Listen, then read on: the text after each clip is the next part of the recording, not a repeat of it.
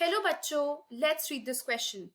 This question states in an X-ray experiment, different metals are used as a target. In each case, the frequency V of the radiation it is measured. If Z is the atomic number, which of the following plots will give a straight line? A V against Z, B 1 by V against Z, option C root V against Z, and option D V against root Z. Let's understand this question with a basic key concept. So, as we know that Moseley's experiment were there. So, Moseley's ने ये experiment में बताया था, एक relationship दिया था. So, it gave a relationship between X-rays emitted and the atomic number. Moseley से पहले जितने भी periodic table बन रहे थे, वहां पे एटॉमिक मास को एज अ कैरेक्टरिस्टिक प्रॉपर्टी लिया था, physical and chemical properties. But after Moseley's experimented and he said कि जब भी इलेक्ट्रॉन को फोकस करा जाता है टारगेट पे, so when high energy electron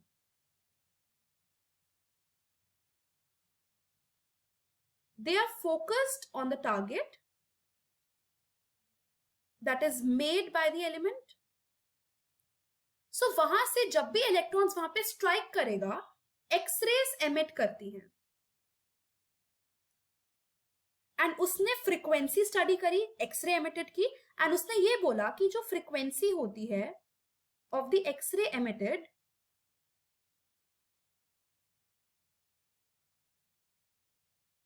it is directly proportional to the atomic number, not the atomic mass.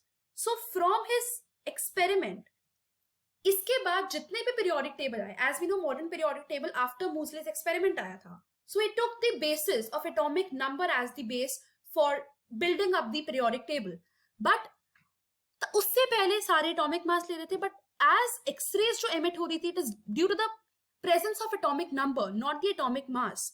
Hence it change the whole chemistry of the periodic table. So यहां से इसने characteristic X-rays को study किया था. इसने energy emit बताई थी, कितनी एनर्जी एमिट होती है अगर इलेक्ट्रॉन्स अपने ऑर्बिट को चेंज करें. So he determine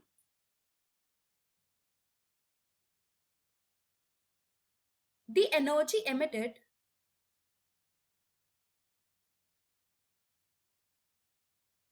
when electrons change the orbit.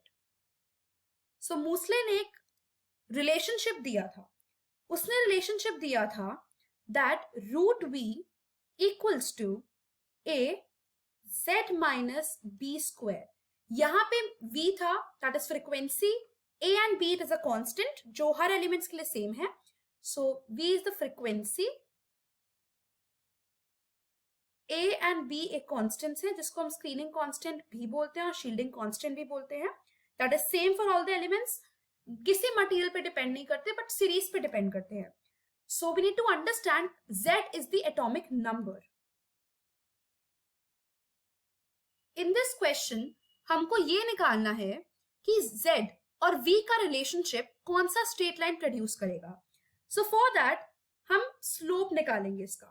So delta V को हम यहां से मल्टीप्लाई करेंगे, that is delta V equals to, अगर इसको मैं होल रूट ले लूं तो कोई इफेक्ट नहीं पड़ेगा, राइट. एंड यहां से अगर a को मल्टीप्लाई किया जाए, so root v equals to root A Z minus root A B. So ये as a and b constant है, तो ये एक इक्वेशन ले रही है y equals to mx plus c जैसी. सो यहां से m की वैल्यू क्या आती है, दैट इज स्लोप क्या आता है. सो वो भी हम यहां से कैलकुलेट कर सकते हैं, that is z is the slope. So यहां पे अगर हमको स्ट्रेट लाइन चाहिए तो डेल्टा v वर्सेस z का एटॉमिक, z का ग्राफ बनेगा for a straight line. Slope से ये पता लगता है. सो अगर ग्राफ बनाया जाए z और रूट v का, सो ये एक स्ट्रेट लाइन आती है. एंड इससे ये कंक्लूजन आता है कि atomic number is the fundamental property. So atomic number is the fundamental property